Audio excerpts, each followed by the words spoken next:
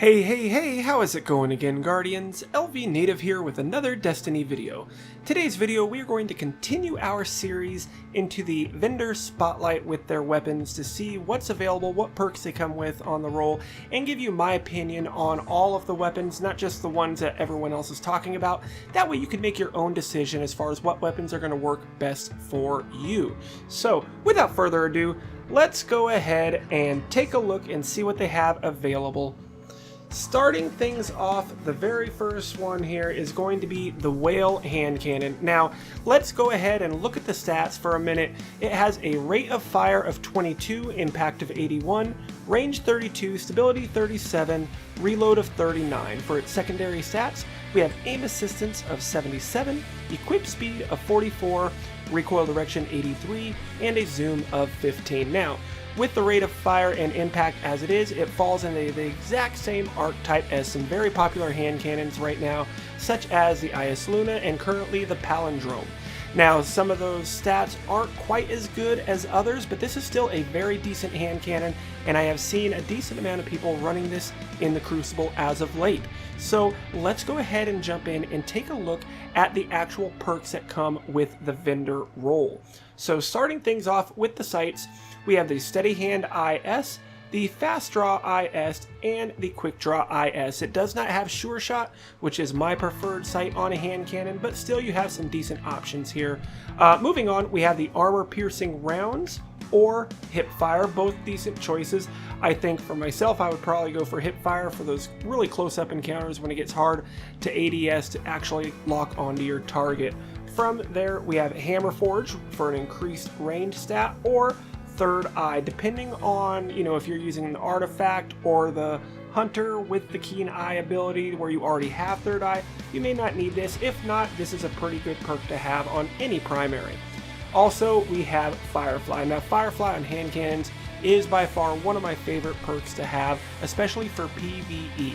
For PvP, it doesn't come into, that type of a situation too often where it's really going to help you, but it's still not a bad perk to have, especially if you can get a couple of your enemies grouped up together. This can do some serious damage. Alright, moving right along to the next weapon, we are going to take a look at the Waltz Pulse Rifle. Now let's go ahead and look at the stats on this thing. It has a rate of fire of 77, an impact of 4, range of 28, stability 59, reload of 54, with a magazine size of 27. The aim assistance is 75, equip speed 28, recoil direction 56, and a zoom of 17. Now, this archetype with the rate of fire of 77 and impact of 4 on a pulse rifle puts it in the fastest firing category, along with things like the Grasp of Malak or the Clever Dragon, both very popular weapons that you see in the Crucible right now. And for a very good reason. These have a very fast time to kill, and if they have the right perks on this style of a weapon, it can be very, very deadly. Speaking of the stats, let's go ahead and take a look at the vendor roll stats for this weapon. So with our sights, you have got the Red Dot ORA2, the Steady Hand IS, and the OEG. Pick whichever one you like. Me personally, I always like Red Dot sights, so I would probably go with this one right here.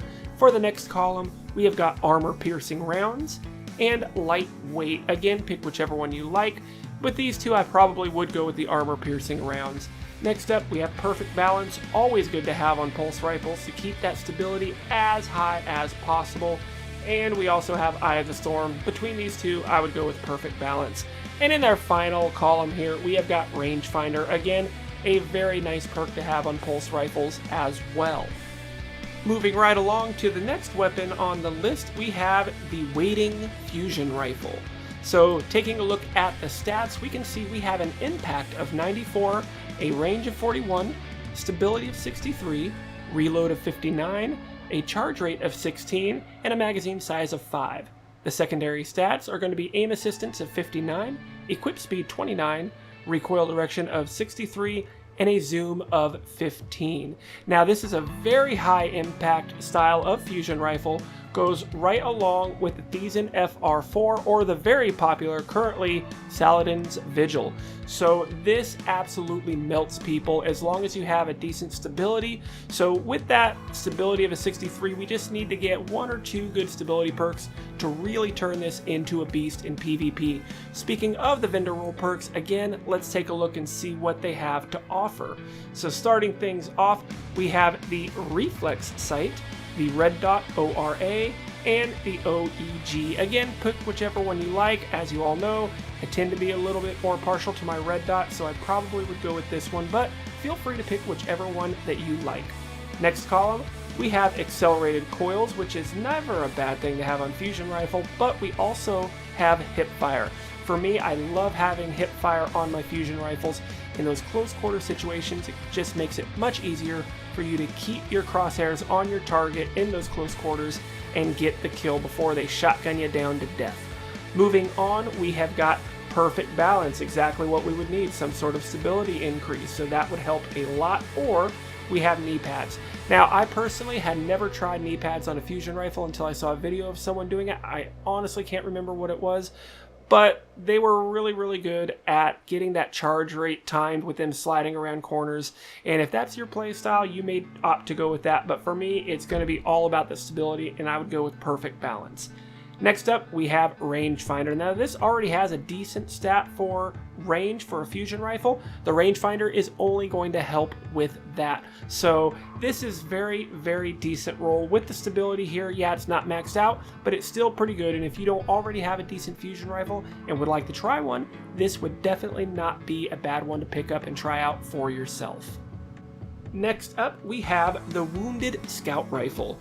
Now, this is actually a very interesting category of weapons. It shares it with a lot of other ones. Let's take a look at the stats. So we have the rate of fire of 37, impact of 48, range of 74, stability 49, reload of 66, with a magazine size of 16. As far as the secondary stats, we have got an aim assistance of 57, equip speed of 42, recoil direction of 80, which is really awesome. It's going to be pretty close to an up and down recoil with not too much side to side movement, and a zoom of 20.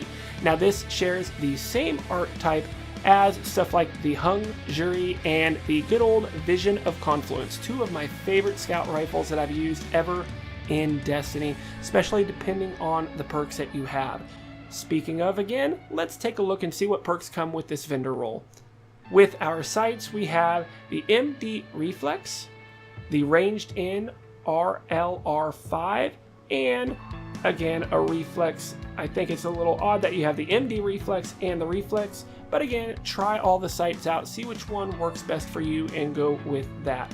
For your next column, you've got high caliber rounds. Absolutely love high caliber rounds on a scout rifle. This is part of what made the Mida multi-tool so popular before they took that intrinsic perk of high caliber rounds out. If you get the first shot on someone, it starts to be very difficult for you to counter before they're able to kill you. So absolutely love seeing this on a vendor roll. We also have Quick Draw, which is never a bad choice as well, but between the two, I'm going to go with those high caliber rounds. We also have Perfect Balance to increase that stability even more. Very nice indeed. Or you could go with Outlaw, it just depends on your playstyle. Now Outlaw is very nice to get that quick reload after a precision kill. Again, me personally, I think I'm going to rock with that Perfect Balance just to get that stability as high as possible. And in the final column, we have Zen Moment, so causing damage with this weapon increases its stability. Again, a very nice perk to have on your scout rifles. You could do a lot worse than just picking this one up, leveling it up, and going to town with it. I already have a lot of really good scout rifles that I like to use, some with a little bit better perks than this, but if you don't have one that you absolutely love, again, this would be a decent one to pick up and try out for yourself. Alright, next up we have the Wormwood Sidearm. Now, I've never been that big of a fan of sidearms, but they are starting to get very popular, and for good reason. They are a pretty good counter to these shotgun rushers that are out there nowadays. So let's go ahead and jump into the stats. We have the rate of fire of 94, impact of 12, range of 28, stability 76, reload of 87, with a magazine size of 12.